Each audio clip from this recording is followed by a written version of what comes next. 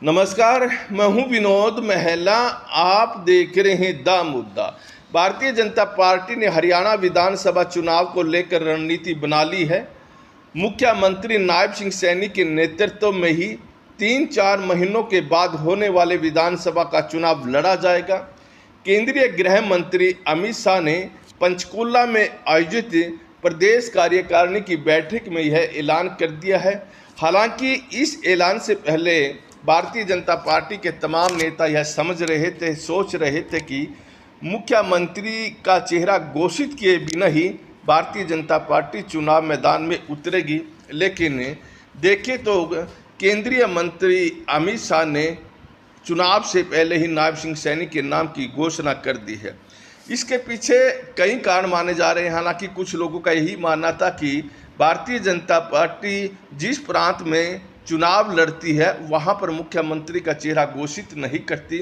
बेशक वहां पहले से ही भारतीय जनता पार्टी का मुख्यमंत्री क्यों ना हो, और इसके लिए जो उदाहरण दिया जाता है वो मध्य प्रदेश के मुख्यमंत्री शिवराज सिंह चौहान का दिया जाता है।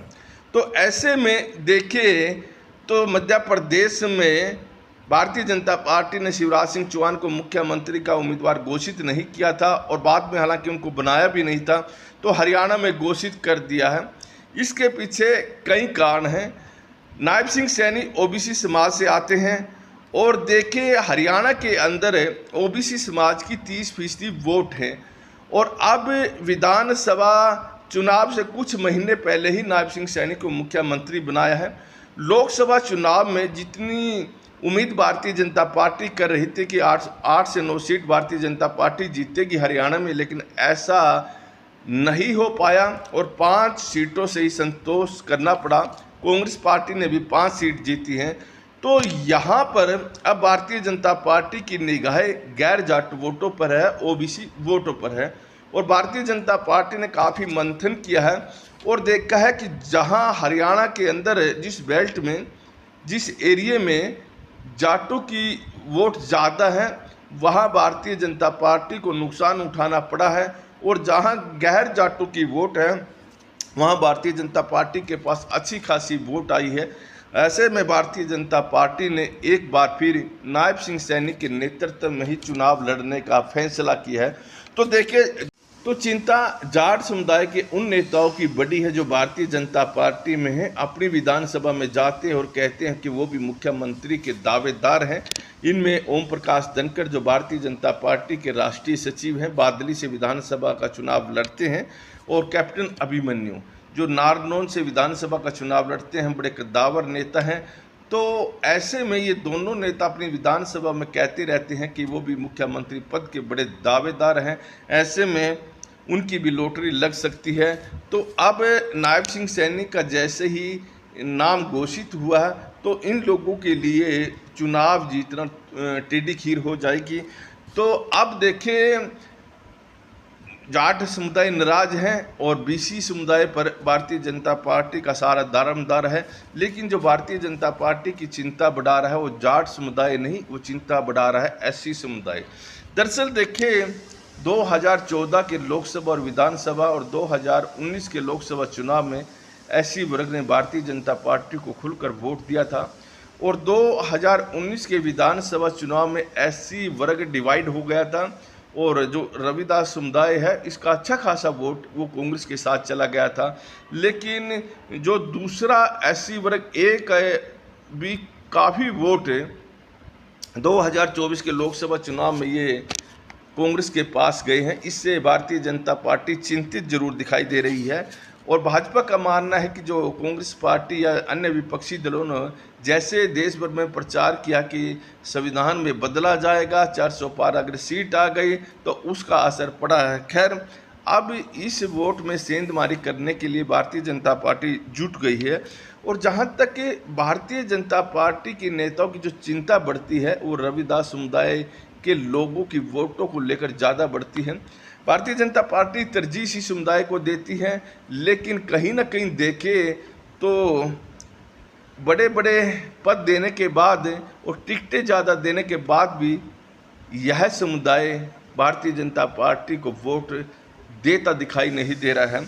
देखिए, डॉक्टर अशोक तंवर जो कांग्रेस के बड़े नेता रहे हैं, प्रदेश अध्यक्ष रहे हैं और रविदास समुदाय से आते हैं, इनको भारतीय जनता पार्टी ने सिरसा संसदीय क्षेत्र से टिकट दिया, लेकिन बहुत बुरी तरह से ये चुनाव हारे हैं। और दूसरा ये बात करें बंतो कटारिया, अम्बाला संसदीय क्षेत्र से इनको भी लोकसभा का टिकट दिया, लेकिन ये भी बुरी तरह से हार गई है।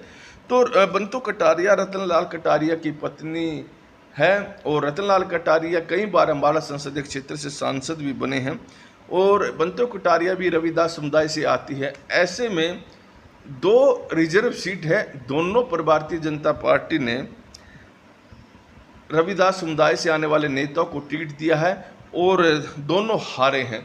तो देखिए यहाँ पर इनका अपना समुदाय इनके साथ नहीं चला है और बड़ी बात तो यही है कि इसी समुदाय से कृष्ण पुआर को राज्यसभा में भेजा है और कृष्ण पुआर कई बार विधायक बने हैं जुंडला और इसराना विधानसभा से, और पिछली दफ़ा 2019 के विधानसभा चुनाव में उनकी हार हो गई थी और वो उसके बाद संगठन में काम कर रहे थे और भारतीय जनता पार्टी ने उनको राज्यसभा में भेज दिया कि इनका समुदाय भारतीय जनता पार्टी के साथ आ जाएगा, लेकिन वो भी साथ नहीं आया। और सुनीता दुग्गल की सिरसा संसदीय क्षेत्र से टिकट काटी गई थी।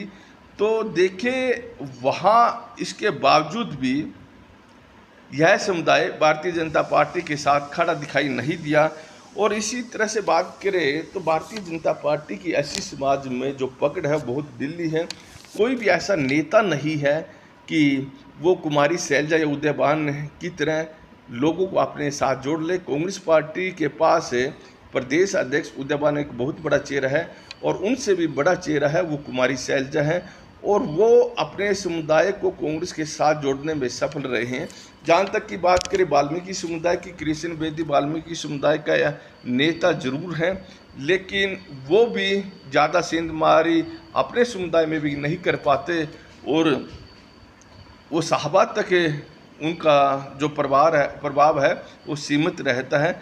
ऐसे में देखिए सुनीता दुग्गल का जो प्रभाव है वो सिरसा संसदीय क्षेत्र से सांसद रही है, लेकिन प्रभाव उनका भी कोई खास ज़्यादा अपने वर्ग पर है। तो ऐसे में देखा जाए तो भारतीय जनता पार्टी की जो चिंता बढ़ रही है वो चिंता का बढ़ने का कारण एक ही है कि ऐसी वर्ग में जो सेंधमारी करना चाहती थी भारतीय जनता पार्टी वो हो नहीं रही है और भारतीय जनता पार्टी के जितने भी ऐसी वर्ग के नेता हैं उनका प्रभाव उनके समाज में ज़्यादा नहीं है और विधानसभा चुनाव में इसी बात की चिंता निश्चित तौर पर उन्हें हो रही है।